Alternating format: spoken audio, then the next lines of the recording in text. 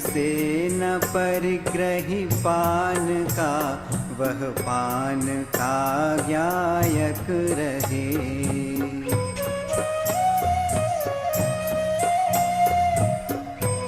से न परिग्रही पान का, ये आदि विध विध भाव बहु, ज्ञानी न इच्छे सर्व को। सर्वत्र आलंबन रहित, बस नियत ज्ञायक भाव को।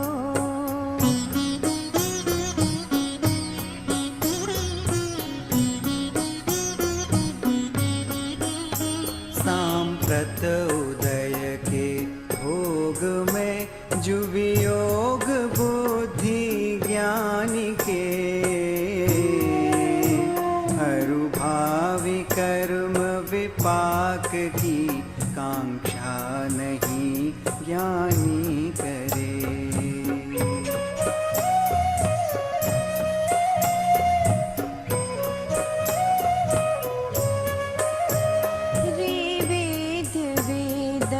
भाव दोनों समय समय विनष्ट है।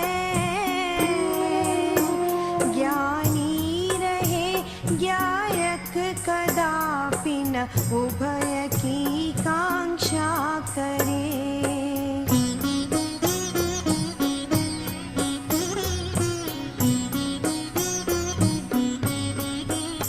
संसार तन संबंधियरु बंधोपभोग निमित्त जो,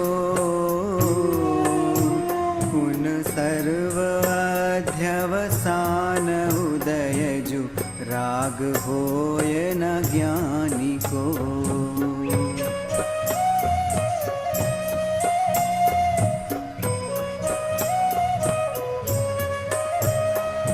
द्रव्य सब में राग वर्जक, ज्ञानी कर्मो मध्य में। पर कर्म रज से लिप्त नहीं जो, कनक करदम मध्य में।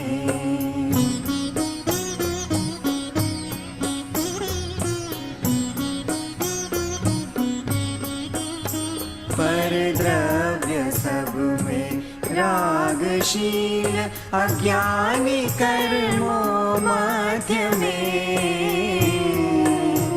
वह कर्म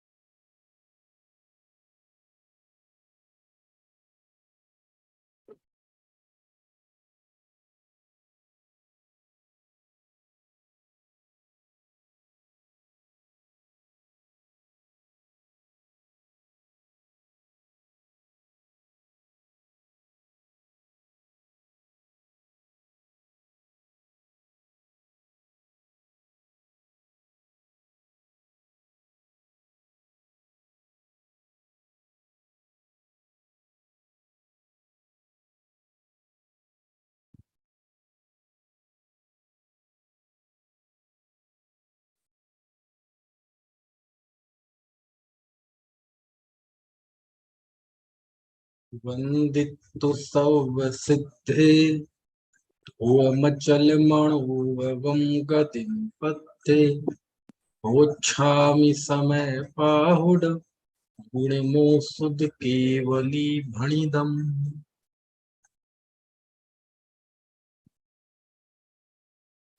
समय सार निर्जराधिकार सम्यक दृष्टि के 8 अंगों की बात चल रही है।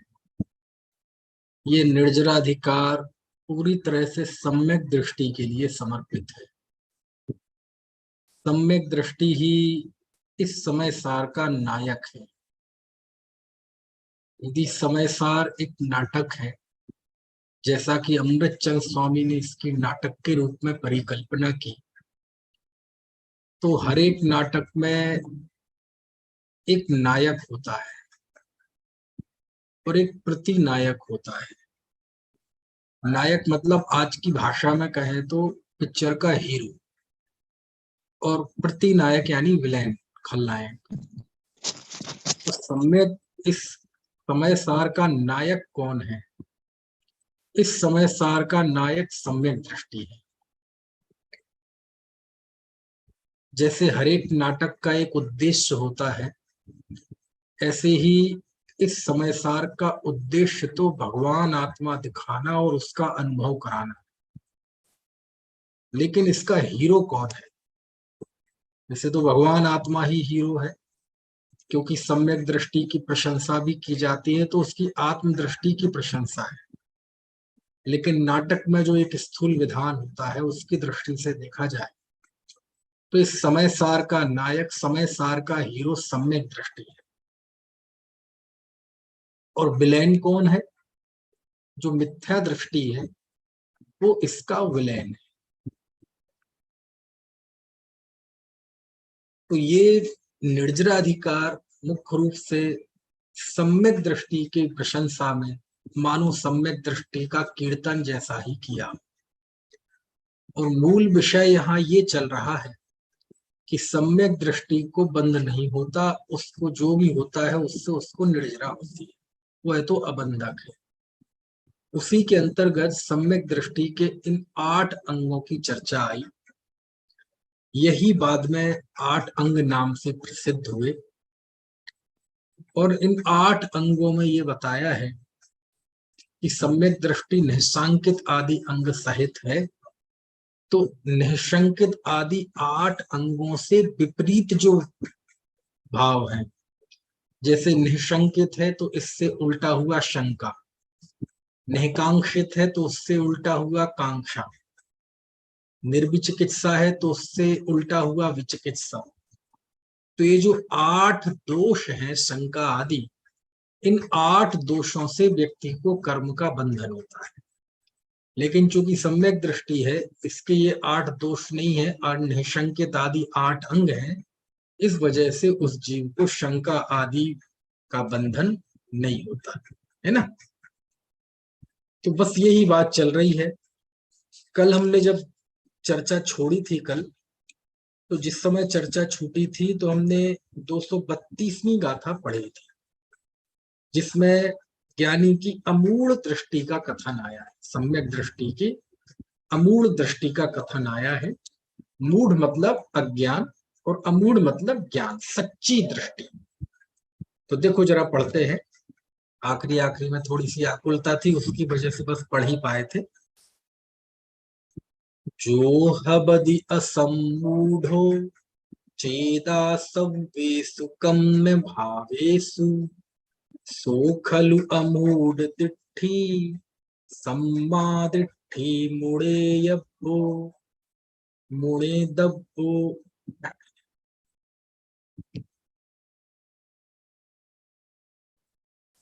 जो चेदा मतलब जो चेतयिता, ठीक है। असमूढ़ो हवदि, असमूढ़ो हवदि मतलब असमूढ़ होता है, ठीक है। जो चेदा असमूढ़ होता है किनके प्रति? सब्बेषु सब्बेषु भावेषु, समस्त भावों में असमूढ़ होता है ना। समस्त भाव में जो असमूढ़ होता है तो वह वास्तव में सो उसको अमूढ़ दिट्ठी, अमूढ़ दृष्टि, सम्यक दृष्टि मुड़े दब्बो जानना चाहिए।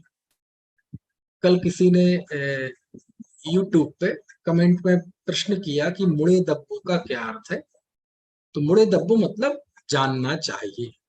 जानने के अर्थ में मुड़दी, मुण धातु का भी प्रयोग होता है प्राकृत में, है ना। जानदी, मुड़दी, बंडदी, है ना, ऐसे सब। तो यहाँ जब ये दब्बो आधा वा पूरा वा ये आए ना, तो मुड़े दब्बो, मुड़े यब्बो, णा यब्बो, है ना, तो ये समझना चाहिए कि प्रेरणा के अर्थ में है जानना चाहिए, प्रेरणार्थक, है ना। जैसे संस्कृत में होता है ना, पठितव्यम पढ़ना चाहिए, गमितव्यम जाना चाहिए, है ना। तो ऐसे ही उसके लिए प्राकृत में होता है मुणे दब्बो जानना चाहिए, णा दब्बो जानना चाहिए, ठीक है ना। चलिए, तो इस तरह से तो यहाँ सर्व भावों के प्रति, समस्त भावों के प्रति, सभी धर्मों के प्रति आत्मा का, जीव का असमूढ़ यानी उस व्यक्ति को किसी भी प्रकार की मूढ़ता नहीं होती, है ना, कोई भी कर्म भाव के प्रति। अब कर्म भाव क्या है, दो ही प्रकार के हैं, शुभाशुभ कर्म, या तो अशुभ कर्म या शुभ कर्म, है ना। तो इनके प्रति उसको मूढ़ता नहीं होती, यानी अज्ञान नहीं होता, कोई हठ नहीं होती, कोई दुराग्रह नहीं होता, कोई, है ना, यूं कहें संशय विपर्य नत्य वसाय नहीं होता। वह इनके प्रति बिल्कुल क्रिस्टल क्लियर है, उसे सभी कर्म भावों का जो स्वरूप है और उसके प्रति बिल्कुल क्रिस्टल क्लियर है उसका निर्णय, है ना। किसी भी तरह की मूढ़ता, किसी भी तरह का अज्ञान इनके प्रति नहीं होता। अब इनके प्रति कैसा ज्ञान भाव होना चाहिए, तो ये तो शुरू से बता रहे हैं। अशुभ शुभ कर्म को दोनों को वह सोने और लोहे की बेड़ी जानता है, कर्मों को बंधन जानता है, औपपादिक भावों को पुद्गल की अवस्था जानता है, समझ में आया ना। इस तरह अपने स्वरूप से भिन्न जानता है। ये भिन्न जानना, ये भिन्न जानना ही वास्तव में उसकी अमूढ़ता है, क्योंकि विशेष तो कितना ही जान ले, पूरा कर्म सिद्धांत जान ले, पूरा कसाय पाहुड़ जान ले, अंततः जानने के बाद क्या जानना है, ये जानना है कि ये मेरा स्वरूप नहीं है, ये मेरे स्वरूप से बाहर है। ये ही उनके प्रति सच्ची दृष्टि है। और दोनों ही कर्म भाव होने से पर्याय में भी हे है, ये भी उसके प्रति दृष्टि है। तो स्वभाव दृष्टि से देखा जाए तो कर्म भाव में मैं नहीं हूं, मुझ में कर्म भाव नहीं है। और पर्याय की दृष्टि से देखा जाए तो ये समस्त कर्म भाव ये जीव को दुख कारण है, आकुलता के हेतु है, कर्म बंध के कारण है, संसार गमन के कारण है, इस प्रकार वो है। तो स्वरूप में तो उसे देखता ही नहीं, और पर्याय में भी देखता है तो हे पने देखता है, त्याज्य देखता है। यही उन कर्म भावों के प्रति, यानी शुभाशुभ कर्म भावों के प्रति उस जीव की दृष्टि है। समझ में आया ना, ठीक है। क्योंकि ये जो 8 अंग है ना, इन 8 अंगों में हम सब देख रहे हैं कि परंपरागत तौर पे हम जो 8 अंगों का विवेचन पढ़ते हैं, वो 8 अंगों का विवेचन और यहाँ जो 8 अंगों का विवेचन आया है, उसमें थोड़ा सा फर्क दिखाई दे रहा होगा। और वो फर्क ये है कि यहाँ जो 8 अंगों का वर्णन चल रहा है वो अध्यात्म की दृष्टि से चल रहा है। समझ में आए ना, यहाँ हर चीज अध्यात्म में आत्म केंद्रित होकर बताई जाए, ठीक है। इसलिए इनको निश्चय भी कहते हैं, ठीक है, क्योंकि निश्चय और व्यवहार की परिभाषा आई है, स्वाश्रितो निश्चय पराश्रितो व्यवहार। जो स्वाश्रित होता है वह निश्चय है, जो पराश्रित होता है वो व्यवहार है। स्वाश्रित निरूपण निश्चय ने है और पराश्रित निरूपण वह व्यवहार है। जहां जिसको समझाने के लिए किसी दूसरे की मदद लेना पड़े वो पराश्रित है, और जिसको समझाने के लिए किसी दूसरे की मदद न लेना पड़े, सीधे उसी से समझाया जाए, वो स्वाश्रित है, ठीक है। तो यहाँ सम्यक दृष्टि के अंगों को किसके द्वारा समझाया जा रहा है, उसके ही द्वारा, भीतर के पुरुषार्थ की, भीतर की पवित्रता की वजह से, है ना। इसलिए थोड़ा सा फर्क दिखाई देता। जैसे निशंकित अंग में आया था कि सम्यक दृष्टि को भय नहीं होता, यानी उसने अपने स्वरूप को जान लिया है, इसलिए उसे भय नहीं होता, इसलिए वो निशंक होता है। अब ये उसका अंदर से निरूपण किया जा रहा है, और जब ऐसा सम्यक दृष्टि होता है तो उसको बाहर में जिन वचनों में शंका नहीं होती, तो वो व्यवहार निरूपण हो जाता है, क्योंकि उसमें बाहर से उसका मूल्यांकन किया जा रहा है। जिनेंद्र के वचनों में शंका नहीं है, ये पराश्रित निरूपण होगा, काय का, निःसंकेत अंग का। समझ में आया ना? ठीक है, चलिए। तो यह सब प्राय सभी अंगों में है ना, इसलिए इनको निश्चय से 8 अंगों का निरूपण भी कहते हैं, कि निश्चय नय की प्रधानता से। निश्चय नय की प्रधानता से मतलब स्वाश्रितो निरूपण, ये स्वाश्रित निरूपण है मुख्यतः, है ना। तो इस तरह से सब अंगों का विवेचन आत्म केंद्रित होकर आचार्य ने किया है, और अध्यात्म में आत्मा ही केंद्र में रहता है। समझ में आया ना?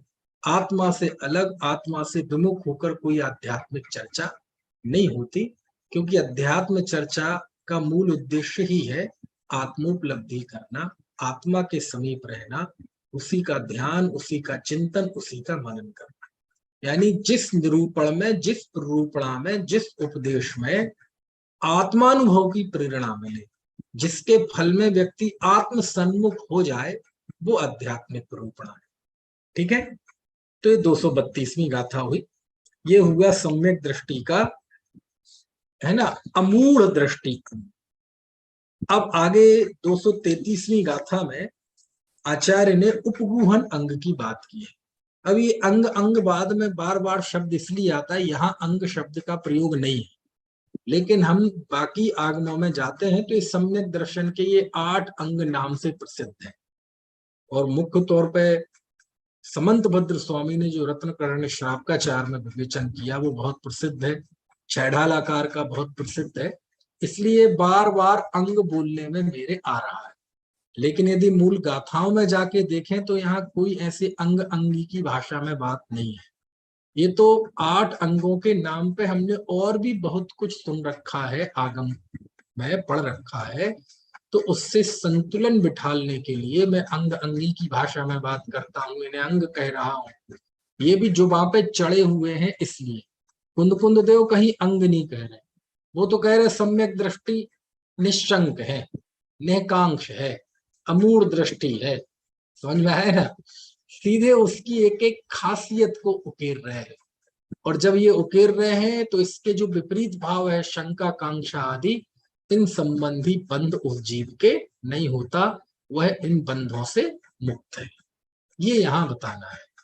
ठीक है, अब देखो यहाँ उपगूहन की बात करते हैं कि सम्यक दृष्टि उपगूहक होता है। अब कैसे होता है उपगूहक, तो देखो जरा 233वीं गाथा पढ़ते हैं।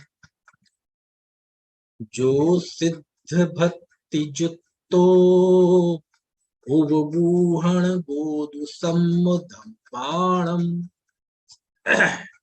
सवधम्माणम सो उपगूहनकारी सम्मादिट्ठी मुड़े यब्बो। मुड़े दब्बो, पता नहीं मुड़े यब्बो क्यों बोल रहा हूं मैं, कई जगह मुड़े यब्बो भी लिखा मिल जाएगा आपको, है ना। ऐसा है सब जगह, आप देखें जैसे मैं मंगलाचरण बोलता हूं ना, तो आप देखो उसमें भी आपको पाठ भेद मिल जाएगा। बंदित्तु शब्द सिद्धे धोबे मचल मणोब बम गदिम पत्ते। अब गदिम की जगह आपको गैम लिखा मिल जाएगा।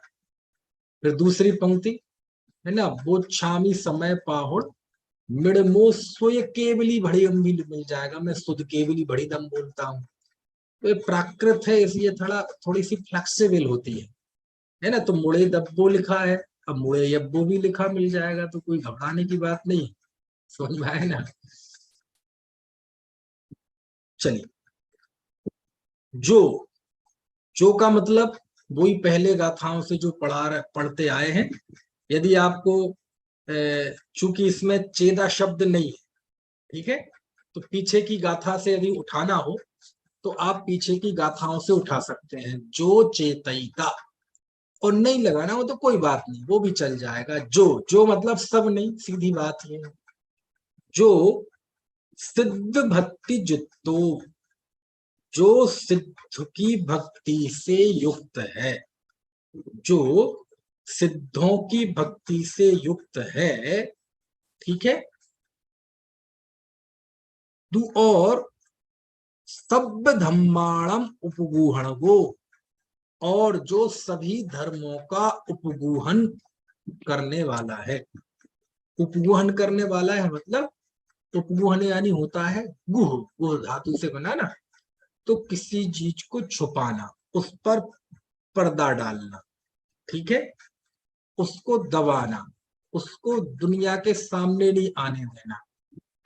तो जो सभी धर्मों को उपगूहक है, सिद्ध भक्ति से युक्त, सभी धर्मों का उपगूहन करने वाला है, सो वह उसको, सो मतलब उसको, उपगूहनकारी, उसे उपगूहनकारी सम्मादिट्ठी सम्यक दृष्टि मुड़े दब्बो जानना चाहिए। ठीक है, तो दूसरी पंक्ति तो प्राय वही है, एक शब्द बदला है केवल, है ना। तो यहाँ जो जीव सभी धर्मों का उपगूहक होता है वह उपगहन का उपगूहनकारी है, ठीक है। और वह जीव कैसा होता है, सिद्ध भक्ति युक्तो, जो सिद्धों की भक्ति से युक्त है, ठीक है। अभी आप केवल शब्द का अर्थ समझ लो, फिर अपन इस पे बात करते हैं। तो जो सिद्ध भक्ति से युक्त है ना, और पर वस्तुओं के धर्मों को छुपाने वाला है, गोपन करने वाला है, उसको उपगूहनकारी सम्यक दृष्टि जानना चाहिए, यानी उपगूहन करने वाला सम्यक दृष्टि जानना चाहिए। इसी को दूसरी जगह पे सम्यक दृष्टि का उपगूहन अंग कहते हैं। ये गाथा का सरल अर्थ है। और उसमें छोटी छोटी दो बातें समझने लायक है। पहली बात तो यह है कि सर्व धर्मों को का गोपन करने वाला क्या मतलब क्या, और सिद्ध भक्ति युक्तो इसका मतलब क्या है, ये समझने लायक चीज है ना। तो सिद्ध भक्ति युक्तो का तो सीधा व्यवहार से सीधा अर्थ होता है जो सिद्धों की भक्ति से युक्त हो, ठीक है। और निश्चय से सिद्ध कौन है, निश्चय से शुद्धात्मा है। तो जो शुद्धात्मा की भक्ति से युक्त हो, तो शुद्धात्मा की भक्ति से युक्त होगा मतलब जो शुद्धात्मा की भक्ति करता होगा। अब आप कहेंगे शुद्धात्मा की भक्ति का मतलब क्या है, तो जिसने अपने उपयोग को अपनी शुद्धात्मा में लगा दिया, वह सभी धर्मों का, यानी यहाँ धर्म से मतलब सभी विकारी परिणामों का, मोह राग द्वेष आदि अशुद्ध भावों का उपगूहक होता है। समझ में आया ना, उपगूहक का अर्थ नाशक किया है, कि वह मोह राग द्वेष भावों का नाश करने वाला होता है, ऐसा वह उपगूहन अंग का धारी यानी उपगूहक सम्यक दृष्टि होता है, ठीक है।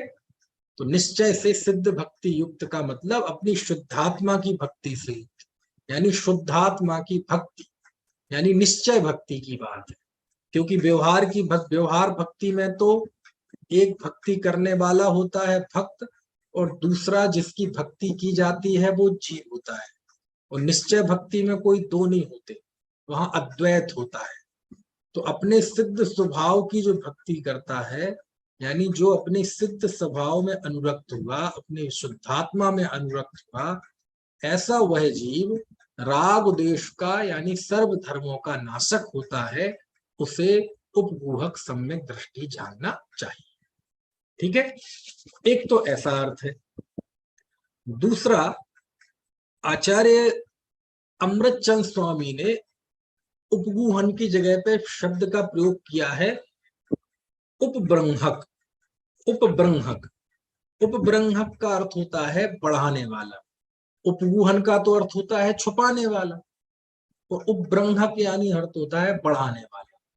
अब चूंकि ये दोनों ही शब्दों का प्रयोग होता है इस गुण को बताने के लिए, उपब्रंहण और उपगूहक। तो उपगूहक मतलब छुपाना और उपब्रंहण मतलब बढ़ाना। तो अमृतचंद स्वामी तो ये कहते हैं कि जो शुद्धात्म भावना से, जो है ना संकोचकीर्ण अपना एक जो ज्ञायक भाव है, उसके कारण से समस्त आत्म शक्तियों की वृद्धि करता है, वह उपब्रंहक कहलाता है। समझ में आया ना। और यही कारण है कि निर्बलता के कारण, यानी आत्मोपलब्धि के बल से जो व्यक्ति अपने गुणों को बढ़ाता है, इससे विपरीत जो प्रवृत्ति है, यानी आत्मशक्ति क्षीण करना, निर्बलता, और निर्बलता वाला बंधु जीव के नहीं, ठीक है। ऐसा और आप दूसरी जगह जाएंगे तो लिखा मिलेगा, जैसे छेड़ाला में ही आज जाएंगे, निज गुण पर अवगुण ढाके। उपगूहन अंग के लिए लिखा कि जो अपने गुणों को ढकता है और दूसरों के अवगुणों को ढकता है, वह उपगूहन अंग का वाला होता है। तो वो व्यवहार से विवेचन है, पराश्रित विवेचन है। पराश्रित है, व्यवहार है, मतलब वो खराब है, वो बुरा है, ऐसा नहीं है। समझ में आया ना? ऐसा मत समझना उसका अर्थ, है ना? तो यहाँ स्वाश्रित निरूपण है, प्राय यहाँ स्वाश्रित निरूपण चल रहा है, इसलिए यहाँ सिद्ध भक्ति युक्त से आशय निश्चय भक्ति की बात है। और यदि अभी भी हम स्वाश्रित ना लें और व्यवहार से ले लें तो सीधी बात है, जो सिद्ध भक्ति से युक्त है। अब देखो, अमृत कुंद कुंद देव तो सीधे सीधे कुछ कह नहीं रहे कि हाँ निश्चय सिद्ध भक्ति है कि व्यवहार सिद्ध भक्ति है। वो तो सीधे सीधे लिख रहे हैं जो सिद्ध भक्ति युक्तो, जो सिद्धों की भक्ति से युक्त है। ये तो चूंकि आगे पीछे स्वाश्रित निरूपण है, इसलिए हम स्वाश्रित निरूपण इसका अर्थ कर रहे हैं, स्वाश्रय पने की निश्चय की वजह से। और यदि आगे पीछे थोड़ा सा गौण कर दिया जाए तो सिद्ध भक्ति जुत्तों का तो सीधा अर्थ होता है जो सिद्धों की भक्ति से युक्त। समझ में आया ना? और सीधे सीधे देखा जाए आगे पीछे के प्रकरण को देखे बिना, तो फिर तो वो जो भक्ति जिसे व्यवहार भक्ति कहते हैं उसी की बात यहाँ आती है। चलो थोड़ी उसकी भी बात कर लें। अच्छा, सिद्धों की भक्ति से युक्त क्यों कहा उपगूहन अंग में, अरहंतों की भक्ति से युक्त क्यों नहीं? चलो अभी व्यवहार की ही बात कर लें थोड़ी सी। तो अरहंतों की भक्ति से युक्त क्यों नहीं कहा? पंच परमेष्ठी की भक्ति से युक्त क्यों नहीं कहा? तीर्थंकर की भक्ति से युक्त क्यों नहीं कहा? सिद्धों की भक्ति से युक्त क्यों? क्योंकि उपगूहन की बात चल रही है ना, तो सिद्धों की भक्ति से क्यों लिया, सिद्धों को बीच में क्यों लाया आखिरकार? बाकी बाकी अंगों में बाकी विशेषताओं की बात करते हुए तो कहीं सिद्ध भक्ति की बात आई नहीं। और यहाँ नहीं, किसी भी प्रकरण में चले जाएं आप, ज्ञानी अज्ञानी का वर्णन कर्ता कर्म अधिकार में भी है, सम्यक दृष्टि का वर्णन आश्रव अधिकार में भी है, आगे भी आएगा। लेकिन कहीं ऐसी बात नहीं आई कि सम्यक दृष्टि ज्ञानी धर्मात्मा को बताने के लिए, उसकी विशेषता बताने के लिए कोई भगवान को बीच में लाए हो, लेकिन यहाँ ले आए। यदि व्यवहार से बात करें तो अभी कुछ देर के लिए, जो सिद्ध भक्ति जुत्तो, जो सिद्धों की भक्ति से युक्त है, तो सिद्ध को ही क्यों लिया, बाकी चार परमेष्ठी को क्यों भूल गए कुंद कुंद देव? वो इसलिए भूल गए, वो भूले नहीं है, वो जानबूझ के सिद्धों का प्रयोग करते हैं। क्यों? क्योंकि उपगूहन में किसको छुपाया जाता है? यदि हम बाकी जो आगम के उद्धरण हैं उनके आलोक में बात करें तो दोषों को छुपाया जाता है ना। तो जब दोषों को छुपाया जाता है, उसके पीछे उद्देश्य क्या रहता है? दोषों को छुपाने का उद्देश्य क्या रहता है? निर्दोष होना। भाई छेड़ालाकार लिखते हैं अथवा समंतभद्र स्वामी लिखते हैं रतनगण श्रावकाचार में कि दूसरे के दोषों को ढकना और अपने गुणों को ढकना, दूसरों के गुणों को उजागर करना और अपने दोषों को उजागर करना। तो इस सब प्रवृत्ति के पीछे उद्देश्य क्या है? निर्दोष होना। यदि हम अपने दोषों को, गुणों को ढकेंगे तो हमें दोष दिखेंगे, और दोष दिखेंगे तो हम निर्दोष होने की कोशिश करेंगे। दूसरे जीव के यदि हम अवगुणों को ढकेंगे और उसके गुण बताएंगे तो उसके गुणों की वृद्धि होगी और वह भी निर्दोष होगा। समझ में आया ना?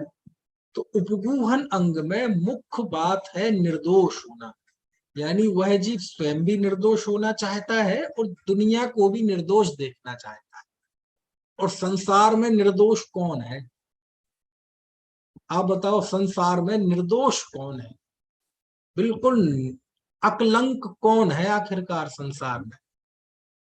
है, आपको अनम्यूट करता हूं। कौन है निर्दोष? अरहंत अरहंत भगवान कहाँ है निर्दोष? अरहंत भगवान के तो अभी संसार बाकी है, चार घाती कर्म बाकी है, अव्यावास सुख नहीं है अभी उनके। हाँ, सिद्ध भगवान निष्कलंक है, निष्कलंक, निर्दोष, जिनमें कोई दोष है ही नहीं। चार घाती इस तरह आठों कर्मों का नाश कर दिया है, और जिनके अनंत गुण पूर्ण वैभव के साथ प्रकट हो गए, पूर्ण निर्मलता के साथ उनके अनंत गुण प्रकट हो गए हैं। इसलिए उन्हें कहते हैं ना सिद्ध। जो सिद्ध भक्ति जुत्तो, मतलब जो निर्दोषता की भक्ति करता हो। वैसे भी सिद्ध कोई व्यक्ति तो है नहीं, कोई एक व्यक्ति, समझ में है ना।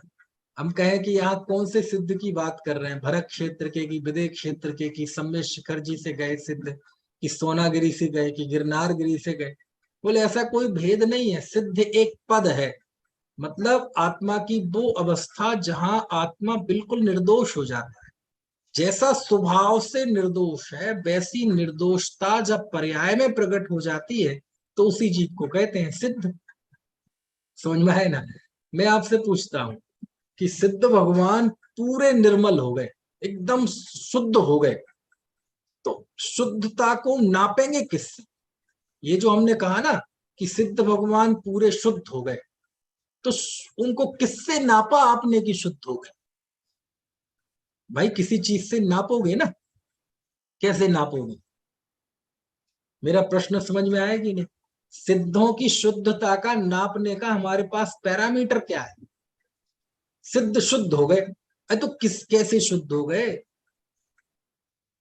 तो हमने कहा कि चूंकि अशुद्धता का नाश कर दिया, तो अशुद्धता को अशुद्धता क्यों कहा गया? सुनना तर्क, बहुत बढ़िया बात पकड़ लेना, आप पकड़ लेने की कोशिश करना। हमने कहा रागादि भाव अशुद्ध है, ठीक है। तो प्रश्न यह है कि रागादि भाव को अशुद्ध क्यों कहा गया? रागादि भावों को यदि अशुद्ध कहा जा रहा है तो जरूर कोई शुद्ध चीज है दुनिया में, क्योंकि निषेध वाला शब्द है ना अशुद्ध, इसका मतलब शुद्ध है कोई। समझ में आया ना। तो रागादि को अशुद्ध कहा गया, तो उस फिर शुद्ध क्या है? समझ में आया ना। एक द्रव्य की बात है, भी दूसरे द्रव्य की बात मत करना। कि जैसे मेरे अंदर रागादि परिणाम हुए और मैं ये अनुभव करूंगी अशुद्ध परिणाम, ठीक है। शास्त्र से पढ़ा है इसलिए नहीं, ये रागादि भाव अशुद्ध है, अपवित्र है। ये भाव मुझे कब आएगा? जब इसके पैरेलल मुझे शुद्धता की अनुभूति हो, अपने शुद्ध स्वभाव का अनुभव होगा, तो मैं ये कह सकता हूं कि ये रागादि भाव अशुद्ध है। समझ में आया ना। अन्यथा काय कि अशुद्ध, अन्यथा तो वो देखा देखी कहेगा, शास्त्र पढ़कर कहेगा, सीख लेगा इसलिए पढ़े कहेगा। रागादि अशुद्ध है, इस अनुभूति में ये अनुभूति शामिल है कि मैं शुद्ध हूं। मेरी शुद्धता की वजह से उसे अशुद्ध कहा जा रहा है। यदि मुझे अपनी शुद्धता का बोध नहीं है तो मुझे कोई अधिकार नहीं है कि मैं रागादि को अशुद्ध कहूं, और कह रहा हूं तो वो तो शास्त्र पढ़ के कह रहा है व्यक्ति। कुछ बात समझ में आ रही कि नहीं? तो रागादि की अशुद्धता के सामने कौन खड़ा है? अपने स्वरूप की शुद्धता, कि मेरी जो शुद्धता है ये उससे विपरीत है। यहाँ आनंद है, इसमें आकुलता है। समझ में आया ना। इसमें परम तृप्ति का भाव है और उसमें तो आकुलता होती। तो अपनी शुद्धता की स्वीकृति हो तो ये अशुद्ध लगता है, ठीक है। ऐसे अब अगला, सिद्ध भगवान शुद्ध है, सिद्ध भगवान शुद्ध है, ये शुद्धता को कहा कैसे कि ये शुद्ध है? समझ में आया ना। तो जिसे अशुद्धता का पता हो उसे ही पता है कि शुद्ध क्या है।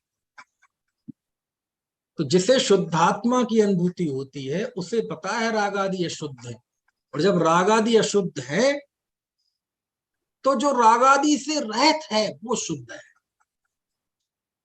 तो आत्मा की उपलब्धि हो, आत्मा की अनुभूति हो तो पता चलता है कि सिद्ध भगवान शुद्ध है। उसका अर्थ क्या है? नहीं तो वो तो शास्त्र से पढ़ के जान लिया कि वो शुद्ध है, निर्मल है, उनकी पर्याय। समझ, अपने शुद्ध स्वभाव की अनुभूति हो तो पता चलता है कि राग अशुद्ध है, और राग अशुद्ध है तो पता चलता है कि सिद्ध भगवान की शुद्धता का अर्थ क्या है ना। तो अपने स्वरूप की का लक्ष्य हुआ, ज्ञान हुआ, निर्णय हुआ कि मैं शुद्ध, ठीक है, उसी समय क्या हुआ कि ये राग आदि अशुद्ध है। इसका मतलब जहां राग आदि नहीं है वहीं शुद्धता है, तो सिद्ध शुद्ध है। तो सिद्ध शुद्ध है, इसका मिलान किससे हो रहा है? अपने स्वभाव से। किससे मिलान हो रहा है? अपने स्वभाव से। यानी भगवान सिद्ध को शुद्ध कहा जा रहा है, तो उनकी शुद्धता का मापक किसे बनाया गया है? किस कसौटी पे हमने उसे कसा? भगवान आत्मा की शुद्धता पर। भगवान आत्मा सिद्ध, भगवान शुद्ध है।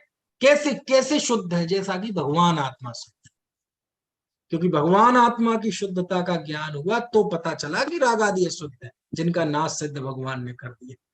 यानी सिद्धों की शुद्धता का बोध भी अपनी शुद्धता के बोध से होता है। क्यों? अपनी शुद्धता और सिद्ध की शुद्धता में बिंब प्रतिबिंब भाव है।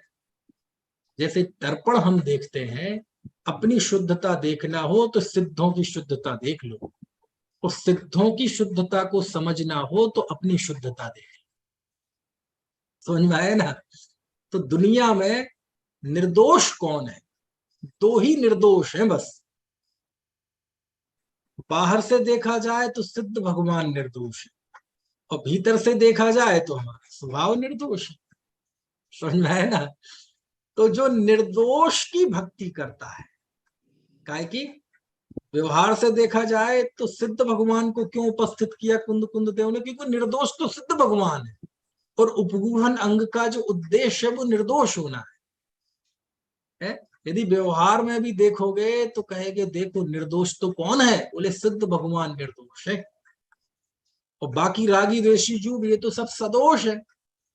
तो सदोष में किसकी बुराई करना, किसकी निंदा करना, किसके दोष देखना, किसके दोषों को उजागर करना? बोले कुछ मत करो। समझ में आया ना? क्योंकि सिद्धों के अलावा बाकी दुनिया तो दोषवान ही है, इसलिए उनके दोष की चर्चा क्या करना? देखना है तो निर्दोष को देखो। किसको देखो? सिद्धों को देखो। तो सिद्धों के सामने देखोगे तो सारी दुनिया में आपको कोई निंदनीय नहीं लगेगा। क्या नहीं लगेगा? कोई निंदनीय नहीं लगेगा, क्योंकि उपगूहन में यही तो है ना कि दूसरों के गुणों को देखना, दोष नहीं देखना। और जब सिद्धों की शुद्धता देखोगे तो सारी दुनिया ऐसी लगेगी कि ये कोई निंदनीय नहीं है। किसकी निंदा करें? बोले इनकी, इनकी प्रशंसा, इनकी निंदा। बोले सिद्धों के आगे तो सब बराबर है। शुद्ध तो कौन है? सिद्ध है। समझ में है ना? ऐसा जो सिद्धों की भक्ति से युक्त होता है, ऐसा वह जीव सारे दोषों पर पर्दा डालता है, मतलब उनकी चर्चा नहीं करता। अरे बोले शुद्धता तो ये है, सब उस आदमी में बड़े दोष है। अरे शुद्ध तो सिद्ध है साहब, ये अरे निर्दोष तो सिद्ध है, उन्हें देखो। क्यों दोषों की चर्चा करते हो दुनिया की? अरे जब तक कोई चीज सिद्ध नहीं हुआ है तो वो तो दोष युक्त ही है। मिथ्या दृष्टि हो, सम्यक दृष्टि हो, मुनि हो, श्रेणी वाले हो, अरहंत हो। समझ में आया ना? सिद्ध की शुद्धता के नीचे तो सभी अशुद्ध है ना, तो फिर क्यों ऊंच नीच की बात करना? क्यों किसी की निंदा करना? क्यों निंदा पुराण खोलना? क्यों किसी के दोषों को देख देख कर कसाई होना? जो सिद्ध भक्ति जुत्तो। समझ में आया ना? यानी चूंकि बात उपगूहन की है, इसलिए आचार्य ने निर्दोष जीव को उपस्थित किया। किसको? सिद्धों को। कि हम तो निर्दोष की साधना करते, निर्दोष पे हम न्यौछावर हैं, बाकी दोषों से हमें कोई लेना देना नहीं है। और जो दुनिया में दुनिया के दोष दिखाई दे रहे हैं, इसकी क्या बात करें? ये भी निर्दोष हो जाएंगे तो इनके दोष का भी नाश हो जाएगा। समझ में आए ना? यानी दुनिया की निंदा प्रशंसा, दूसरों के दोष देख देख कर जो हमारी ऊर्जा खराब होती है, आचार्य कहते वो तो सिद्ध भक्ति युक्त है, मतलब वो निर्दोष की आराधना करता है। इसलिए सारी दुनिया दिखाई दे रही है कि इनमें दोष है, तो क्या करें? उसकी चर्चा करें, उसकी वार्ता करें। अरे भैया सिद्धों के सामने तो सभी सदोष है, किसकी बुराई करना? समझ में आया ना? अरे सिद्धों के सामने तो मैं भी दोष युक्त हूं, मैं भी संसारी हूं। तो यदि सिद्धों को सामने रख के देखोगे तो आप और हम और दुनिया में कोई फर्क नहीं है, सब बराबर है। इसलिए कोई निंदा प्रशंसा का प्रसंग यहाँ नहीं। ये बाहर से देख लो, ठीक है, ये व्यवहार व्याख्या। और निश्चय से बताया ना, एक तो शुद्ध कौन है? सिद्ध भगवान। और दुनिया में दूसरी शुद्ध चीज क्या है? मैं भगवान। इसलिए शुद्धात्मा के दो अर्थ होते हैं, एक शुद्धात्मा का अर्थ है भगवान सिद्ध, और एक शुद्धात्मा का अर्थ है मैं। वो कार्य परमात्मा, मैं कारण परमात्मा। वो शुद्धात्मा, मैं शुद्धात्मा। वो ध्रुव, मैं ध्रुव। वो अचल, मैं अचल। वो अनुपम, मैं अनुपम। सिद्धों के जितने विशेषण दुनिया में लगते हैं वो सारे विशेषण भगवान आत्मा के भी समझने चाहिए, और भगवान आत्मा के जितने विशेषण बताए जाते हैं वो सारे विशेषण सिद्ध भगवान के भी समझने चाहिए। क्योंकि मेरे भगवान आत्मा की मेरी तुलना यदि दुनिया में किसी से हो सकती है तो वो केवल और केवल सिद्धों से, बाकी से नहीं हो सकती। क्यों नहीं हो सकती? संसार के रागी द्वेषी जीवों से तो हो ही नहीं सकती, पंच परमेष्ठी में से भी नहीं हो सकती। क्यों? बाकी चार परमेष्ठी अभी मुक्त नहीं है और मैं मुक्त हूं। चारों परमेष्ठी में कोई ना कोई अभी दोष है, किसी के घातीय कर्म संबंधी, किसी के अघातीय कर्म संबंधी। मैं तो निर्दोष तत्व। चारों परमेष्ठी अभी संयोग सहित है, अरहंत आचार उपाध्याय साधु। मैं अशरीरी हूं, अरूपी हूं। समझ में आए ना? तो मेरी तुलना दुनिया में यदि किसी से हो सकती है तो किससे? सिद्ध से। दुनिया में दो ही शुद्ध हैं, कौन कौन? या तो सिद्ध या मैं। दुनिया में दो ही सिद्ध हैं, कौन? या तो निकल परमात्मा या मैं। दुनिया में दो ही ध्रुव हैं, कौन? या तो सिद्ध या मैं। आपको बात समझ में आ रही कि नहीं है?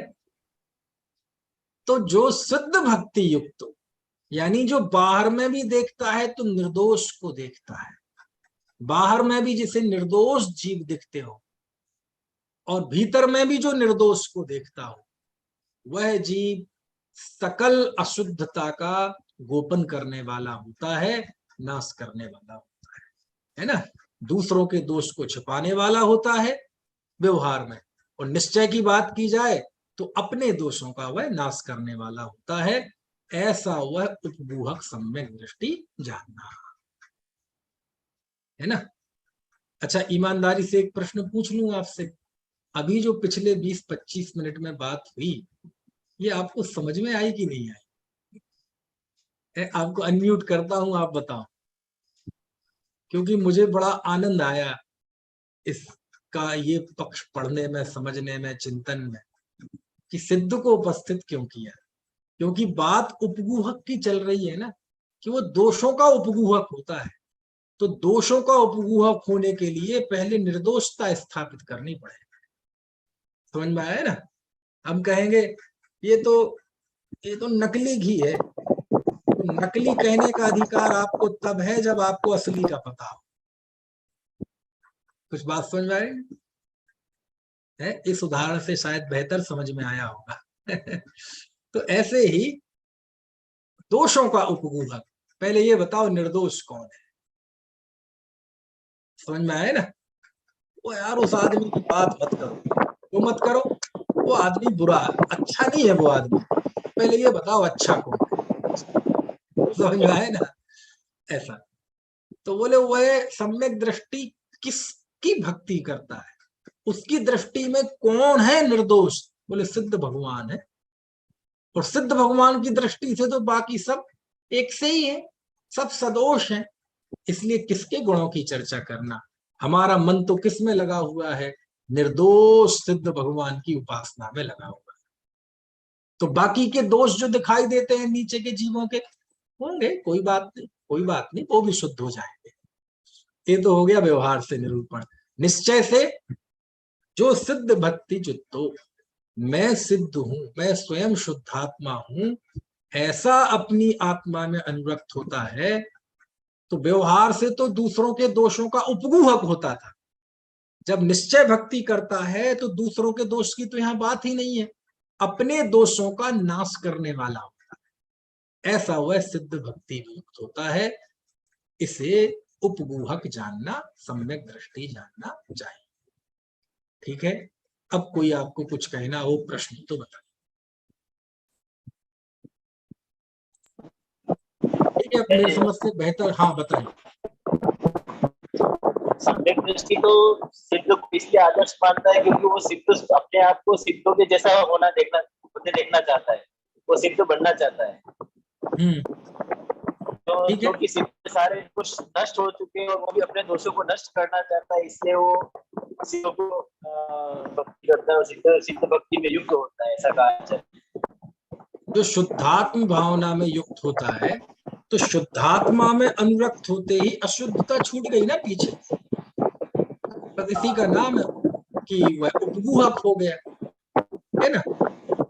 और व्यवहार से देखा जाए तो सिद्धों की भक्ति युक्त होने से वह निर्दोष की पूजा भक्ति कर रहा है, तो इस वजह से उसे दोष दिखाई नहीं देते दुनिया में, और जो दिखाई देते हैं तो उस दृष्टि से सब बराबर हैं, इसलिए इनकी क्या चर्चा करना, ये भी निर्दोष हो जाएंगे, है ना।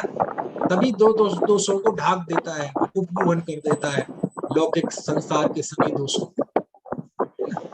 तो ये सम्यक दृष्टि सिद्ध को आदर्श मानता है और उनके जैसा होना लक्ष्य है। अच्छा, ये कहना चाहेंगे, हाँ तो ठीक है, वो तो है ही। अरे गुरुदेव कहते थे, मोक्ष पूर्णता के लक्ष्य से की गई शुरुआत ही सच्ची शुरुआत होती है ना। तो पूर्णता का लक्ष्य ना हो, मोक्ष का स्वरूप ना हो, तो क्यों वो सारी धर्म आराधना करेगा, है ना। भले ही आत्मानुभूति के लिए पर्याय को भूलना पड़ता है, लेकिन वो भूलना भी पर्याय के लिए ही है। क्यों? दुखी काय में है जी, स्वभाव से दुखी है कि पर्याय से दुखी है? सुखी होना है तो स्वभाव से सुखी होना है कि पर्याय में सुखी होना है? शुद्धात्मी की अनुभूति, उसकी श्रद्धा ज्ञान चारित्र क्यों चाहते हो? स्वभाव तो परिपूर्ण है पर्याय में सुखी होने के लिए। वो बात अलग है कि पर्याय में, जिस पर्याय में सुखी होना है उसी पर्याय को भूलना पड़ता है, समझ में आए ना। उसको भूले बिना सुखी नहीं होता जी, है सब उसी के लिए, लेकिन उससे निगाह हटानी पड़ती, समझ में है ना। है, असमान जाति पर्याय की बात नहीं है, क्योंकि असमान जाति पर्याय कभी सुखी होती नहीं। असमान जाति पर्याय तो दो द्रव्यों की, है ना, वो सम्मिलित पर्याय है, उसमें तो शरीर भी है। असमान जाति पर्याय की बात नहीं है, ये जीव की अपनी पर्याय की बात है। तो है हमारे सुखी होने के लिए, लेकिन हमें ही अपनी अवस्था को भूलना पड़ता है। जिसे बाबू योगल जी कहते थे कि सम्यक दर्शन ने अपना कोना कोना ध्रुव के लिए खाली कर दिया है।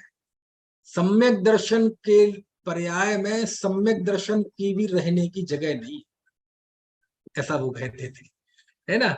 यानी सम्यक दर्शन की जो पर्याय है, उसके चप्पे चप्पे में त्रिकाली ध्रुव भगवान आत्मा है।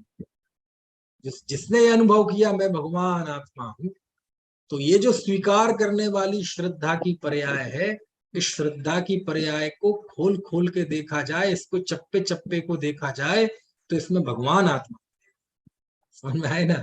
तो ये सब बात, ठीक है। चलो अब आगे आते हैं 234 गाथा। इसमें आचार्य भगवान ने स्थितिकरण, है ना, स्थितिकरण कैसा होता है आत्मार्थी धर्मात्मा सम्यक दृष्टि जीव का, उसको बताते हैं। देखो, कुंभगम गच्छन्तम सगम्पि मग्गेठवेदि जो चेदा सोठिदिकरणाजुक्तो सम्मादिट्ठी मुड़े तब्बु। उम्मग्गम गच्छन्तम, उन मार्ग में जाते हुए, सगम्पि मग्गम, अपने आत्मा को भी, ठीक है ना, अपने आत्मा को भी, मग्गे, सगम मतलब स्वयं, पी मतलब भी, उन्मार्ग में जाते हुए अपने आत्मा को मग्गे ठवेदी, मार्ग में ठवेदी मतलब स्थापित करता है ना। स्थापित से ये शब्द बना है, ठाणे होना, बोलते ना ठाणे, यही विध ठाणो होए के ठाणे रहियो, है ना। तो मग्गे ठवेदी यानी स्वयं का आत्मा भी यदि उन्मार्ग में जा रहा है तो स्वयं को भी मार्ग में स्थापित करता है। जो चेदा जो चेतयिता, अब ये जो चेतयिता तो हर एक गाथा में है कि जो चेतयिता है ना, जो क्या कहे, चेतयिता का तो अर्थ ज्ञान दर्शन मय वाला ही होता है, जिसके ज्ञान दर्शन है। चेतयिता मतलब यूं कहे जो जागृत जीव, जो सावधान हुआ जीव, समझ में आए ना। यह जीव सोने वाला नहीं है, यह जीव आलसी नहीं है, असावधान नहीं है, अप्रमत्त नहीं है। चेतयिता मतलब सावधान, जागरूक, चेतना युक्त, ओज युक्त, समझ में आए ना। ऐसा समझ गए आप चेतयिता का अर्थ।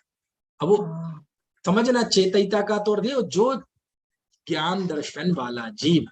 तो ज्ञान दर्शन वाले तो सभी हैं, लेकिन यहाँ जिस तरह से प्रकरण चल रहा है तो जो सावधान जीव, जिसकी, अब देखो हम सब में चेतना है, लेकिन फिर भी बोलते कि नहीं भैया जरा चेत जाओ, बोलते कि नहीं, चेतो चेतन निज में आओ अंतरात्मा बुला रही है।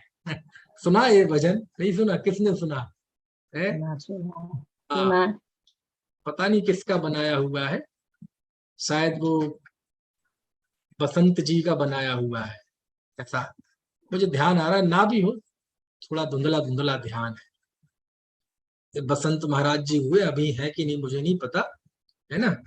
अपने जो तारण समाज में उनकी बहुत मान्यता है, तो उन्होंने गाया है, शायद उनके मुंह से सुना होगा कभी कैसेट में, जब वो कैसेट चलती थी ना बहुत साल पहले, तब सुना था।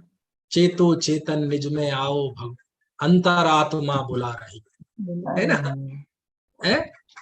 तो कहने का आशय ये है कि जैसे चेतने, जो चेतनता है, चेतना वाला जीव है, उसको भी कहते चेत जाओ भैया, जागे हुए को भी कहते भैया जाग जाओ, समझ में आए ना। कोई जागा हुआ है लेकिन पड़ा हुआ है बिस्तर पे, सो नहीं रहा है लेकिन उनींदा पड़ा हुआ है, आलस में पड़ा हुआ है, तो वो तो आलस में पड़ा हुआ व्यक्ति तो वो सो ही रहा है वास्तव में, है, समझ में आए ना।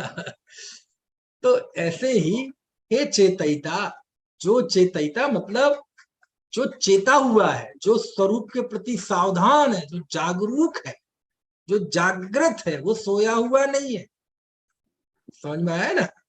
जो मुक्ति के पथ पे कमर कस ली है, जिसने जीवंत होकर खड़ा है, आत्मोपलब्धि के मार्ग में जो बिल्कुल प्रयाण कर रहा है, ऐसा जो चेतयिता, समझ में आया।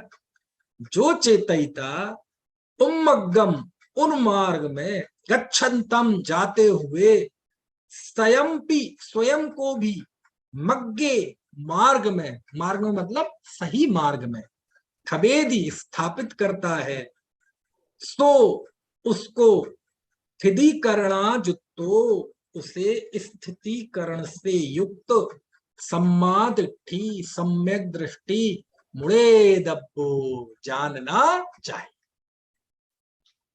हो गई गाथा। तो सम्यक दृष्टि भी उन मार्ग में जाता है क्या? है सम्यक दृष्टि भी उन मार्ग में जाता है क्या? यदि जाए तो, यदि कदाचित उसे, अब उन्मार्ग मतलब क्या है यहाँ समय सार में, उन्मार्ग यानी क्या है? यहाँ जो प्रकरण चल रहा है इसमें उन्मार्ग मतलब क्या है, उन्मार्ग यानी क्या है, बताओ आप, समझ में आए ना। अंतरात्मा मतलब, हाँ बताओ। भेद विज्ञान जो नहीं कर रहा है वो उन्मार्ग, उन्मार्ग है।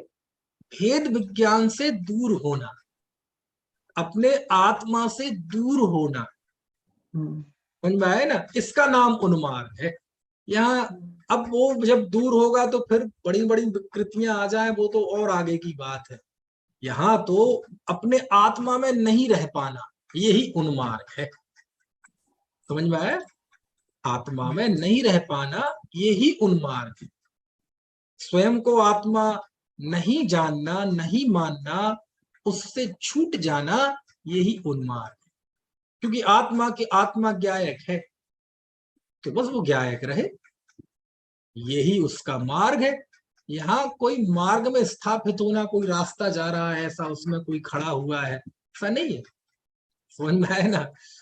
आत्मा है, आत्मा रहे बस, उससे बाहर ना जाए, अपने स्वरूप से बाहर ना जाए, यही है अपने मार्ग में स्थापित होना। और बाहर चला गया, इसका नाम उन्मार्ग है ना? ठीक है, यानी आत्मा ना रहे, बस इसी का नाम उन्मार्ग है। शुद्धात्मा ना रहे, बस इसका नाम उन्मार्ग है। अब ये दो दृष्टि से उन्मार्ग हो सकता है। एक तो कोई व्यक्ति सम्यक दृष्टि भी हो, जिस समय उपयोग आत्मा में है, मान लीजिए कोई मुनिराज हो, उपयोग आत्मा में है और उपयोग बाहर चला जाए, शुभोपयोग में आ जाए, तो निश्चय से तो वो भी उन्मार्ग है। समझ में आए ना? क्योंकि गिरा ना वो जीव ऊपर से, ठीक है। और श्रद्धा की अपेक्षा से देखा जाए तो मिथ्या भाव ही उन्मार्ग है, ठीक है ना? तो ऐसे यदि स्वयं को भी पर का आकर्षण सताने लगे, स्वयं को भी विकार दिखने लगे, स्वयं भी अपने प्रभुत्व और विभुत्व से हटने लगे, तो स्वयं के संबोधन के द्वारा स्वयं को स्थापित करता है। तो ये कौन है? स्थितिकरण अंग, ठीक है। अच्छा, एक प्रश्न आपसे पूछता हूं मैं, इस विशेषता के लिए, इस स्थितिकरण के लिए क्या धर्म से च्युत होना जरूरी है? मान लीजिए ना हो तो प्रश्न समझ में आया मेरा? आप दो अच्छा जवाब। माने स्थितिकरण के लिए कोई जरूरी है क्या कि वो धर्म से उन मार्ग पर जा रहा हो और फिर अपने आप को स्थित करे? देखो, यहाँ दूसरे की तो बात ही नहीं। अब जब इसी का व्यवहार से विवेचन करेंगे तो लिखते हैं जो स्वयं भी धर्म से च्युत होने लगे और दूसरा भी च्युत होने लगे, तो स्वयं को और दूसरे को भी धर्म में स्थिर करें, तो वो तो ठीक है, उसमें कोई दिक्कत नहीं है। अब यहाँ दूसरे की तो बात की नहीं, स्वयं की बात की ना। ये स्वाश्रित निरूपण है, निश्चय की बात है। तो क्या स्थितिकरण के लिए जरूरी है कि पहले व्यक्ति विचलित हो तो फिर उसे स्थितिकरण करें? मान लीजिए वो विचलित ना हो तो उसके स्थितिकरण होगा कि नहीं होगा? समझ में आया ना? आपको अनम्यूट करता हूं। हाँ जी, बताओ कौन? अपने मार्ग में बने रहना, मार्ग में बने रहना बने रहने के लिए भी प्रयत्न चाहिए। वाह, बहुत अच्छा। वो हाँ, वो बहुत अच्छा। स्वस्थान से शातिशय में जाने के लिए। बहुत आनंद, आपके भोरा साहब के जवाब को सुनकर मुझे बहुत आनंद है, बहुत हर्ष हुआ। स्थितिकरण मतलब बने रहना, सीधी बात ये है। अरे यदि उन्मार्ग में चला जाए तो भी स्थित हो, और उन्मार्ग में ना भी जाए तो अपनी पैर मजबूती से बनाए रखे। स्थितिकरण मतलब स्थित रहना, समझ में आए ना? तो जरूरी नहीं है स्थितिकरण अंग के लिए कि वो पहले बाहर में जाए और फिर वापस आए। अरे ना जाए तो बहुत अच्छी बात है, जाए तो बहुत खुशी की बात है।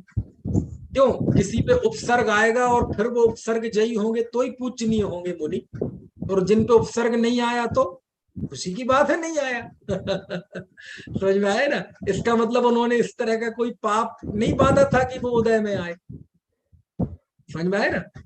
यदि उन मार्ग पर ना जाए, वो स्थितिकरण सबसे अच्छा है कि हम इतने स्थित रहें अपने धर्म में कि उन मार्ग की गुंजाइश ही खत्म, इतने अडिग रहें कि कोई लचीलापन आने की संभावना ही खत्म हो जाए। वो तो सबसे बढ़िया अवस्था है। वो तो कंडीशनल है कि मान लो उन मार्ग पर जाने लगे तो स्वयं आत्मा स्वयं को धर्म में स्थापित कर। और उन मार्ग पर जाना मतलब क्या?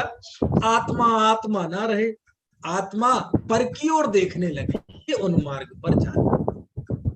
अपने स्वरूप को ना देखे, उसे है ना बाहर के राग रंग में अथवा विकारों में समृद्धि लगने लगे, ये बाहर की ओर जाना, तुरंत नहीं नहीं नहीं नहीं नहीं, चला गया मैं, ऐसे स्थितिकरण। क्यों? क्योंकि जैसे बाहर के जीवन में पुण्य पाप के उदय से उतार चढ़ाव आते हैं, ऐसे धर्मात्मा जीवन की आध्यात्मिक रुचि में भी उतार चढ़ाव आ सकते हैं या नहीं आ सकते? तो आध्यात्मिक उतार चढ़ाव आए, बाहर का आकर्षण दिखने लगे, तो तुरंत अपने स्वयं को अंदर, कौन होगा वो गुरु? खुद ही होंगे। कौन होगा उपदेशक? खुद ही उपदेशक होंगे। ऐसी स्थिति में कौन होगा साधर्मी? खुद ही साधर्मी होंगे। समझ में आए ना? कौन होगा उस समय हमें अपने साम्य भाव में स्थित करने वाला, समाधि कराने वाला? समाधि केवल मरण का नाम थोड़ी समाधि है ना? तो हम ही होंगे ऐसा है। ठीक है, ये सर श्रेणी बांटने के लिए भी तो स्थितिकरण जरूरी होगा सर।